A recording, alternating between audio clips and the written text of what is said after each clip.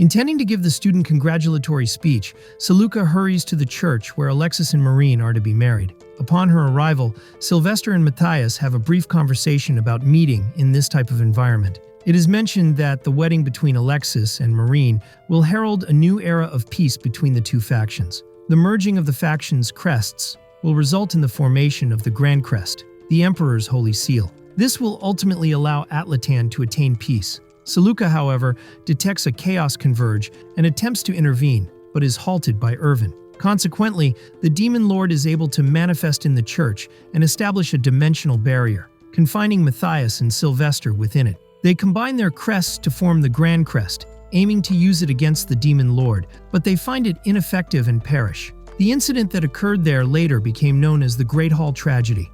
Following this event, Attilan was split into two. Additionally, the peace alliance between the two factions was subsequently fractured, escalating the war efforts. Time goes by, and Irvin transports Seleuca by horse and carriage to the lord she was assigned to, Count Villar. Seleuca expresses her disdain for the lord and his appearance-based treatment of the mages he hires. She also finds Irvin to be quite unusual, as he was a former chamberlain for the Kreische family and now serves her instead. Irvin's reasoning for this is to make amends for his actions toward her during the wedding.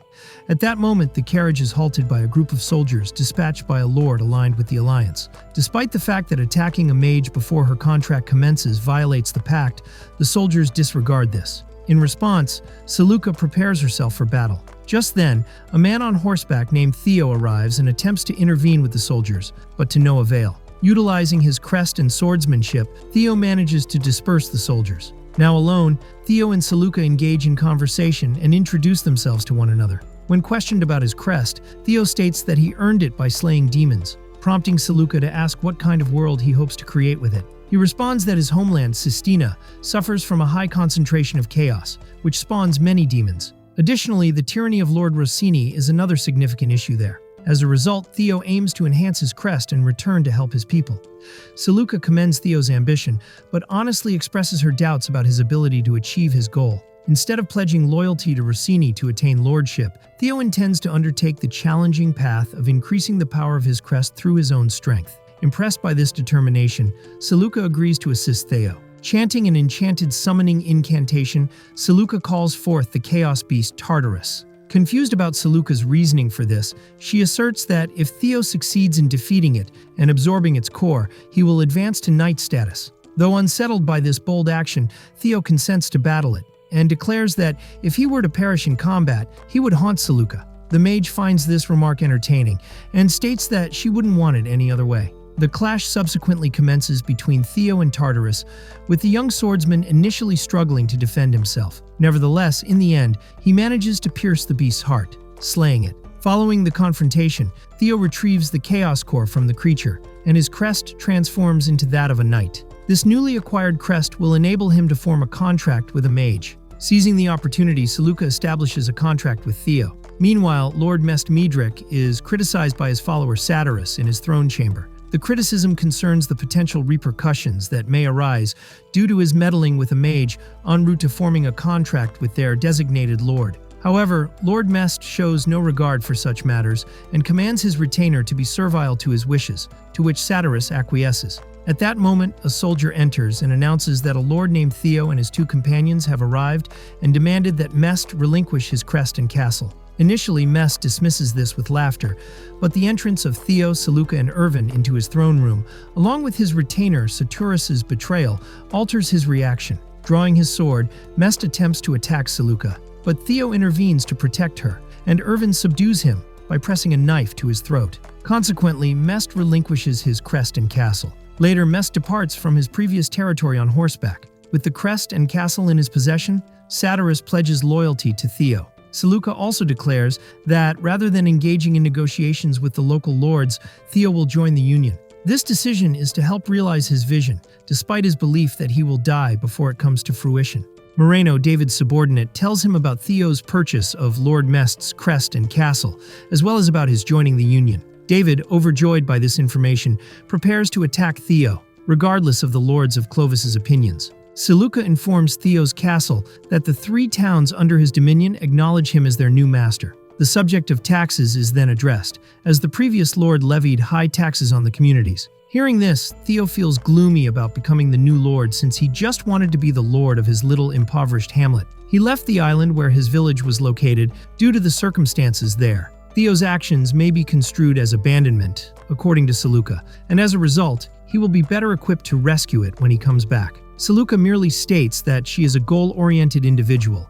while Theo recognizes the sincerity of the previous statement. Additionally, Theo's excessive virtue would not be conducive to the task at hand. Saluka and Irvin have a discussion about the surrounding lords and who should act first later in her chambers. Irvin thinks Lassic David will be the Lord of Sivas. Since the guy brags about his impressive military strength and just recruited mercenaries to his side, the issue of whether they should hire their own arises. Conversely, Saluka rejects that idea and advises calling a friend instead, while Irvin continues his reconnaissance of the local aristocracy. Irvin consents and departs. Saluka calls her cat familiar Sir Balgary when Irvin is gone. Sir Balgary allows Saluka to pick him up and scratch his ears when he arrives, which is a treat for her. Sir Balgary is taken aback when Saluka asks him to convey a message to Aishela. But when Sir Balgary finishes this assignment, he'll be greeted by a lot of delights when he gets back. After hearing this, Sir Balgary disappears out of sight and agrees to deliver the message.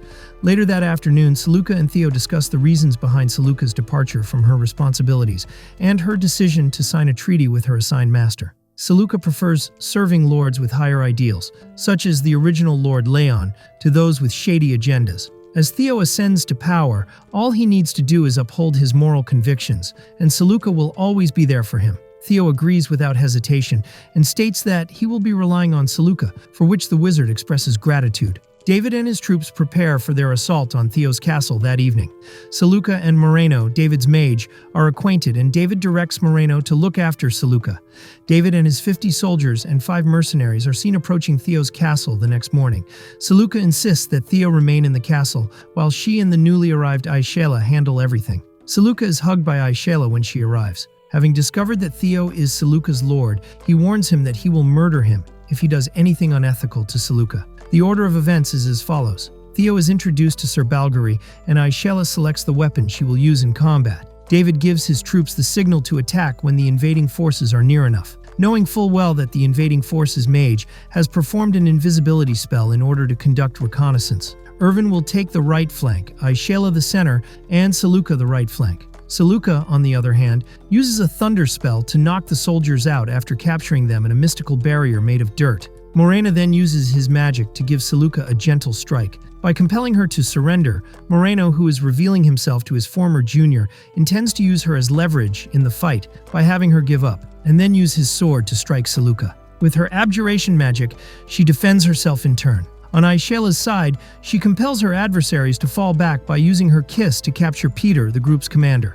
Peter next attempts to hold Aishela back and martyrs himself by ordering his men to murder both of them. Peter and his army are compelled to retreat by this strategy, which infuriates Peter and piques Aishela's curiosity in him. David concentrates on Irvin, who easily defeats the soldiers on his side and has his captain Gluck engage Irvin. Gluck instantaneously turns his skin into steel-like armor, preventing Ivrine from using his blades against him. Irvin therefore throws a knife at one of his most exposed areas, his right eye. Switching back to the battle between Morena and Saluka, both of whom are clearly exhausted, Theo takes Saluka's place as Morena's opponent when he arrives on the scene. The two are evenly matched in battle for a short period until Theo strikes Morena's left cheek. Theodore interrupts Irvin and David as they are about to confront each other elsewhere, telling them that he has taken his mage prisoner. As a result of this, David gives up. David promises Theo allegiance that evening, in the hopes that one day he would rule over the area. Theo accepts this and elevates his crest to the rank of Baron.